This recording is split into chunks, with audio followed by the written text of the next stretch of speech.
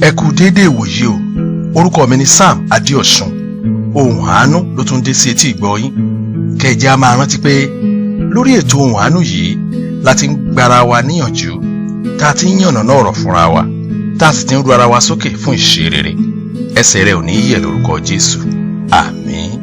Ìṣítí, ìlanilọ́yẹ̀, ìgbaniníyànjú, ìrú ara ẹni sókè lórí ohùn àánú podcast ní samologo.com.ng.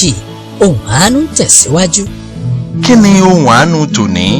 Ǹjẹ́ ẹ jẹ́ mọ̀ pé ọ̀pọ̀lọpọ̀ àyànmọ́ la yàn máyé kó wá wa, ṣùgbọ́n àtijẹ àtimu tá ń bá kiri kò jẹ́ àríbómi ayé tí ń gbá àwọn àyànmọ́ wọnú ibú lọ. Àbó gbọ́, mo ní ǹjẹ́ ẹ jẹ́ mọ̀ pé ọ̀pọ̀lọpọ̀ àyànmọ́ la yàn máyé kó wá wa, ṣùgbọ́n àtijẹ àtimu tá ń bá kiri kò jẹ́ àríbómi ayé tí ń gbá àwọn àyànmọ́ wọnú ibú lọ. Ọ̀gbẹ́ni Joseph ò lè gbàgbé ìrírí rẹ̀ láéláé. Òun gan ló jẹ́ kí n mọ̀ pé àìfojúbalẹ̀ wa dáadáa ò jẹ́ á mọ̀ pé ẹgbẹ̀lẹ́gbẹ̀ ènìyàn nílẹ̀ ayé ti mì mọ́ lẹ́sẹ̀ tí wọn ò sì rọ́nà àbáyọ títí ilẹ̀ fi bò wọ́n mọ́lẹ̀. Lọ́jọ́ kan ní nǹkan bí ìyálẹ̀ta, Ọ̀gbẹ́ni Joseph kúrò níbi iṣẹ́ láti lọ fi nǹkan panu. Àwọn bíi ẹlẹ́rìndòdò, àwọn bíi mítì páì, àwọn bíi dónọ́ọ̀tì àti àwọn nǹkan bẹ́ẹ̀ bẹ́ẹ̀ táwọn alọ́kọ̀wé ń jẹ. Kò kúkú gbé mọ́tò rẹ̀ dání nítorí pé ibi ilé ìjẹun yóò jìnnà rárá sí ibi iṣẹ́ rẹ̀. Ẹ wò ó, láti ibi iṣẹ́ rẹ̀ ọ̀nà àbújá kan wà tí wọ́n máa ń gbà wọ ẹ̀kúlé ibi ilé oúnjẹ tí wọ́n ti ń jẹun.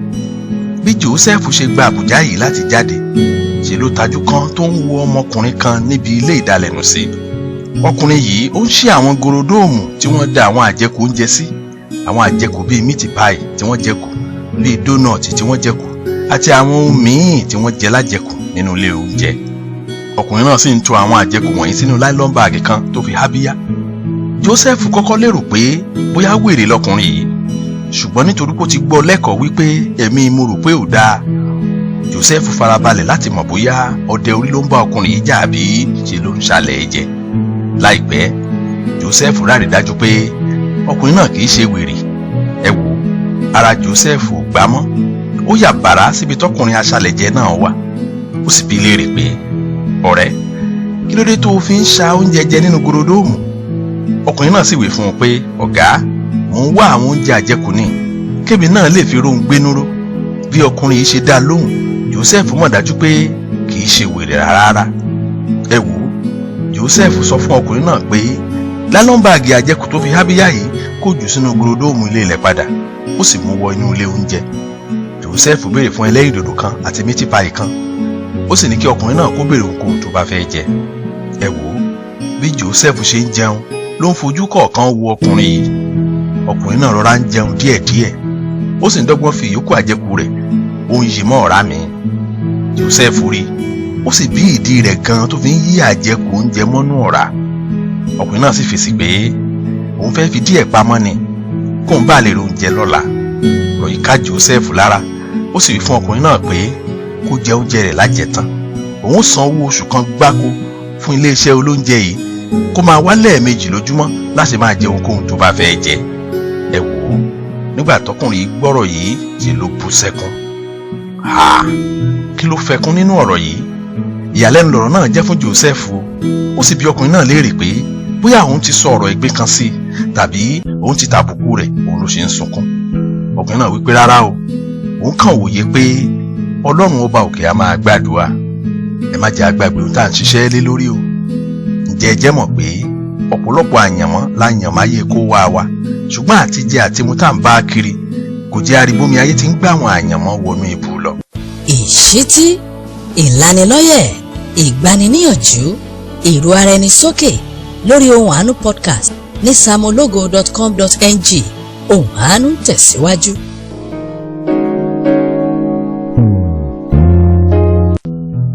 Ẹ wò ó, ọ̀rọ̀ yìí ò yé Joseph mọ́ rárá. Ìdáhùn àdúrà àbí kí n la? Joseph béèrè lọ́wọ́ ọkùnrin náà pé, ọ̀rẹ́, ọ̀nà wo ni ìrírí yín fi jẹ́ ìdáhùn àdúrà? Ọkùnrin náà wá kàlàyé balẹ̀, ó sì wí pé, ọ̀gá, bẹ́ẹ̀ ṣe ń wò mí yìí, mo ní àìsàn kan tí wọ́n ń pè ní jẹjẹrẹ táwọn olóyìnbó ń pè ní kánsà. Àwọn dókítà sì wí fún mi pé n ò ní ju oṣù 2 lọ mọ́ tí n ò lò láyé. N ò lára, n ò sì léèyàn. ohun kan tó sì kù fún mi ni wípé kí n ṣáà máa jẹun títí ọlọ́jọ́ ó fi dé. Ọkùnrin náà tẹ̀síwájú ọ̀rọ̀ rẹ̀, ó ní, ọ̀gá, kẹ́tún wá wo àti jẹun àti mu yìí ó tún dẹ̀tì fún mi nítorí wípé àìsàn jẹjẹrẹ yìí ó ti gba ohun gbogbo tí mo ní pátápátá. Ẹ wò ó ọ̀gá, kébi má bàa lù mí pa ni mo ṣe ń wá ibi tí mo ti rí oúnjẹ kiri.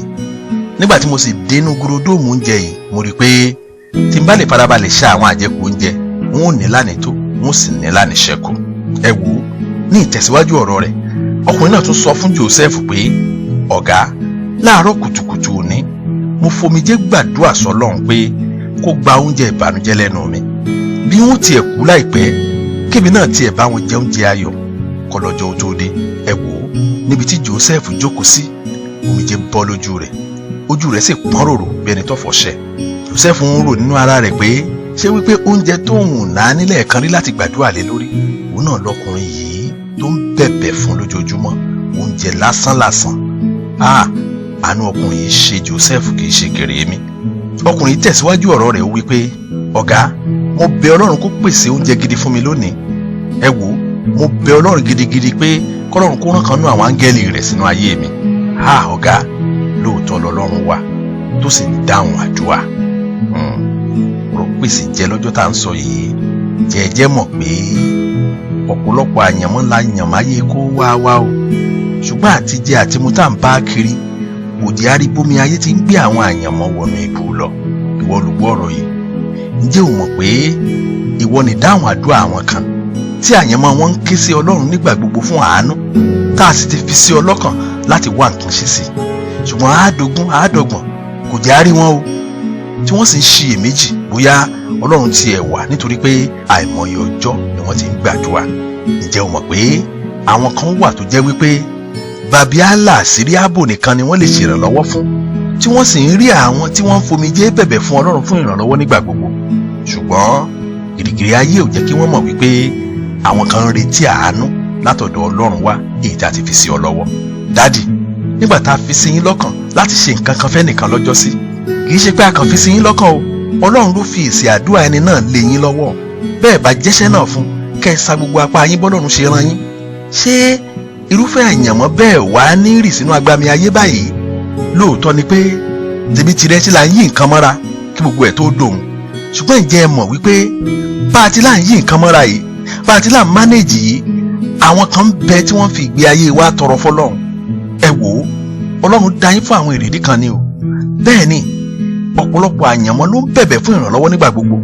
Mọ́mì, bọ́kàn yín ṣe sọ gẹ́lẹ́ pé kẹ́ ẹ wá nǹkan ṣe sọ̀rọ̀ ẹnìkan lọ́jọ́ sí, bóyá kẹ́ ẹ gba onítọ̀hún nímọ̀ràn ni, bóyá kẹ́ ẹ pè sákìyèsí kan lórí nǹkan kan nínú ayé rẹ̀, tàbí kẹ́ ẹ ṣèrànlọ́wọ́ owó fún un.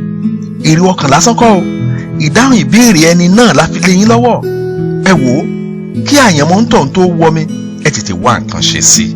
Ìrìn àjò àwa ẹ̀dá láyé ṣe ló wọnú ara wọn. Ìrìn àjò wa wọnú ara wọn bí ìgbà tí okùn aláǹtakùn bá wọnú ara. Ṣùgbọ́n àwọn ọ̀mọ̀ràn á fojú balẹ̀ láti fa ayé ẹlòmíì sókè nínú ìrìnkèrindò ayé. Bẹ́ẹ̀ mi bá ṣe bẹ́ẹ̀, tíwọ náà bá ṣe bẹ́ẹ̀, ẹ wò ó, ayé yìí á tún dùn jù báyìí lọ. Kẹ́ ẹ máa rántí pé ọ̀pọ̀lọpọ̀ àyànmọ́ láyànmáyé kó wá o, ṣùgbọ́n àtijẹ àtimu tá à ń bá kiri kò jẹ́ ká rí bómi ayé ti ń gbé àwọn àyànmọ́ wọnú ibú lọ. Ẹ jẹ́ á gbàdúrà. Ní orúkọ Jésù, Ọlọ́run a dúpẹ́ lọ́wọ́ yín fún ọ̀rọ̀ ìyanu tó tún jáde lónìí. Bàbá, a gbàdúrà pé kẹ́ ẹ ràn wá lọ́wọ́ láti mọ èrèdí wíwà láàyè wa, ẹ̀mí láti jíṣẹ́ fún àwọn tá a ní ìdáhùn àdúrà wọn lọ́wọ́, k'Ọlọ́run ọba yìí kó fi fún wa. Báyìí ni a gbàdúrà ní orúkọ Jésù Kristi Olúwa wa. Àmín. Fún ẹ̀kúnrẹ́rẹ́ àlàyé àbẹ́ níbèrè, ó sì jẹ́ ẹ̀bẹ̀ àdúrà ni, pé Pastor Sam Adéọ̀ṣun sórí nọ́mbà yìí 0809 66 799 72 tàbí kó o lọ sí samologo.com.ng láti lè rí àwọn ọ̀nà tó lè bá wọn fọ̀rọ̀ jómitoro ọ̀rọ̀. Títí dọ̀sẹ̀ tó ń bọ̀, ẹ máa gbé nínú àánú Ọlọ́run.